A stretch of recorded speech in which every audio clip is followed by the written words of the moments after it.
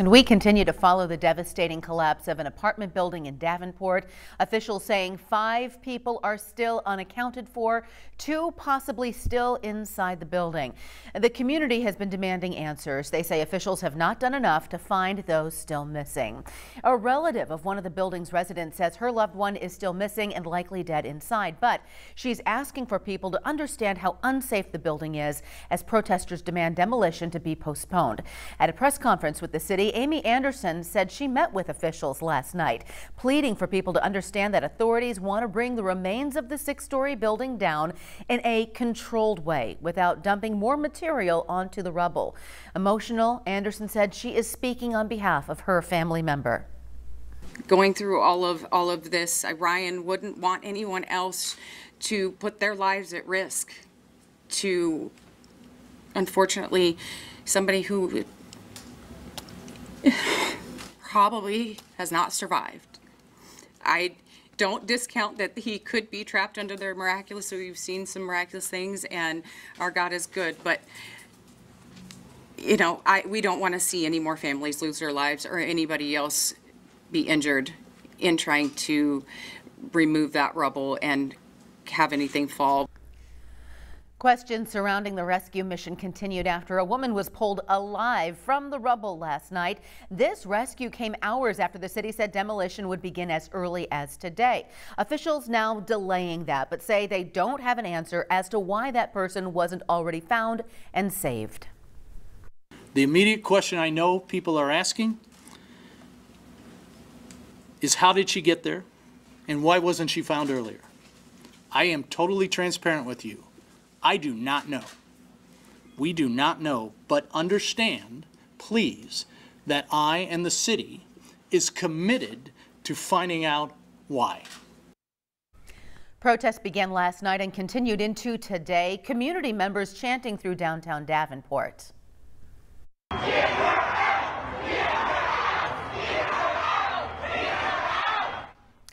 After the news conference today, protests have continued outside the collapsed building. Many Davenport citizens saying they're still not happy with the information they are getting.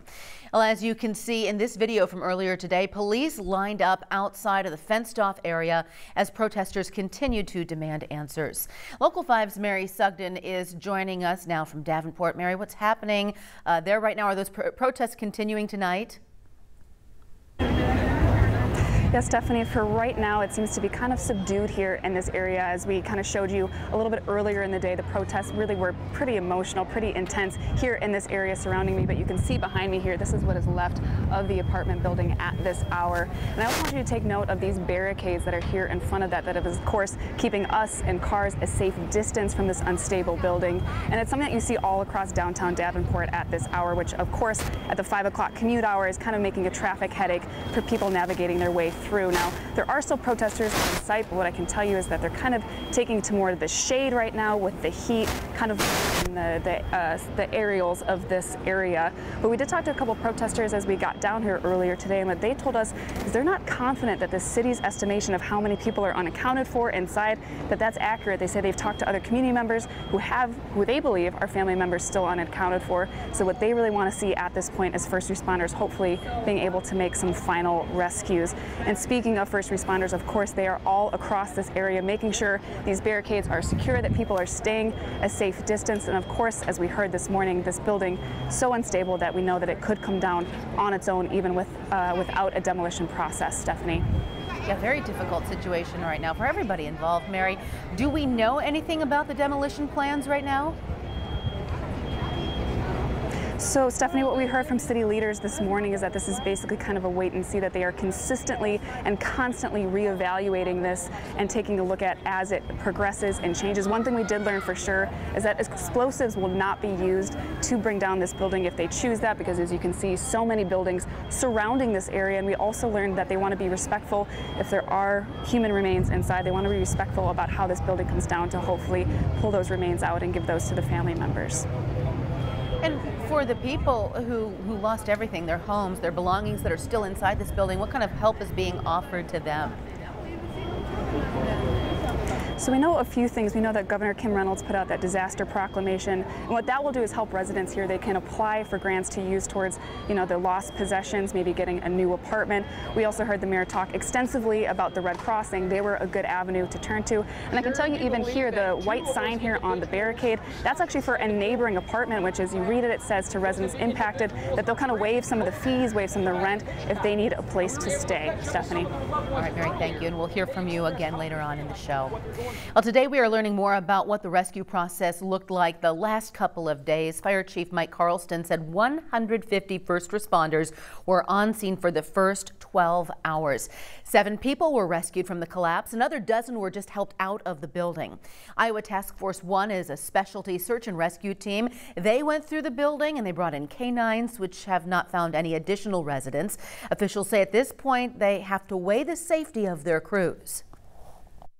It's the opinion of the structural engineer that any additional search operations in the area of that piled debris should be avoided due to potential collapse.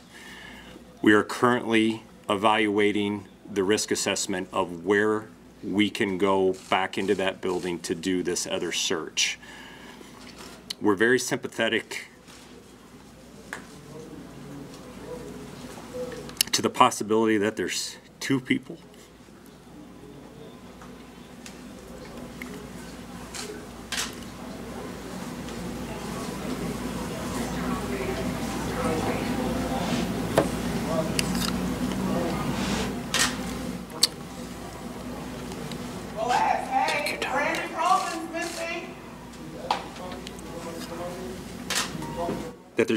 still left inside.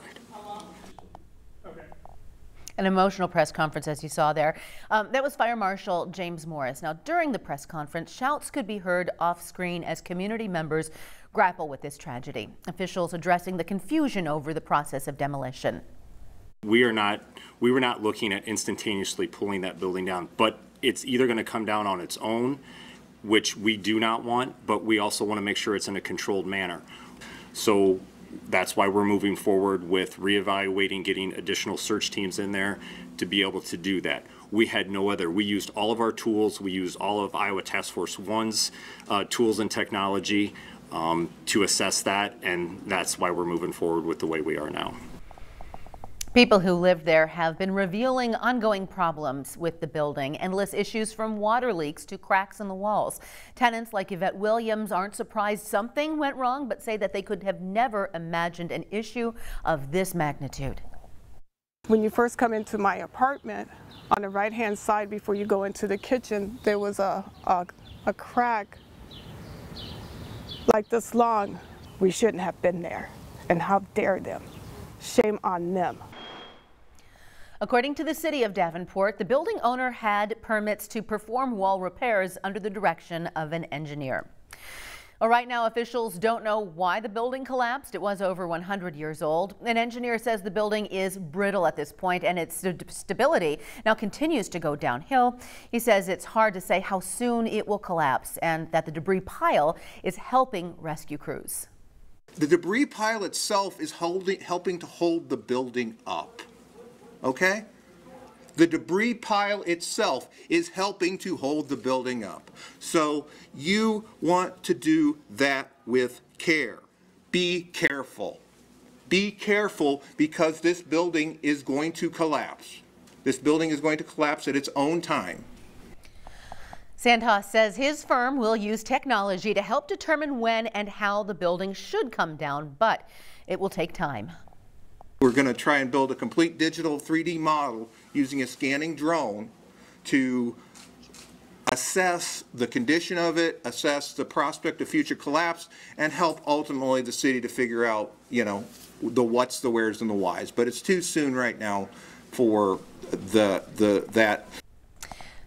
Sandhaus says the building's 5 stories all collapsed onto the first floor, which he says unfortunately reduces the chances of large voids, places where people could be trapped and survive. Meanwhile, there's state help available for those impacted by the Davenport building collapse. Mary discussed it a little bit before, but Governor Kim Reynolds issued a disaster proclamation for Scott County. That means people there now have access to a grant program. So here's what it does. The grant provides up to $5,000 for those affected who made up to 200% of the federal poverty level. That's a little more than $36,000 for one person and a little less than $50,000 for two people in one of the building's apartments. If you know someone who's wanting to apply and submit a claim, they have 44 more days to do so. They just need to head to hhs.iowa.gov to see if they are eligible. There are also ways for you at home to help people who lived in the Davenport building. Two are to donate to the Quad Cities Community Foundation or the Salvation Army. If you're wanting to donate goods, those are accepted at the Salvation Army Davenport location. And you can head to weareiowa.com to learn how to give to the Community Foundation. That article is on the homepage under How You Can Help. So here are the big three things to know about the Davenport building collapse at this hour. 5 people are still unaccounted for, with possibly 2 still inside. People living in Davenport started protesting, fearing the city was going to demolish the building, with people still possibly trapped inside. Officials say that's not going to happen, and it's still not known why the building collapsed. For anything you may have missed, you can watch the entire news conference with Davenport's officials at We Are Iowa Plus. Find that on Roku and Amazon Fire TV.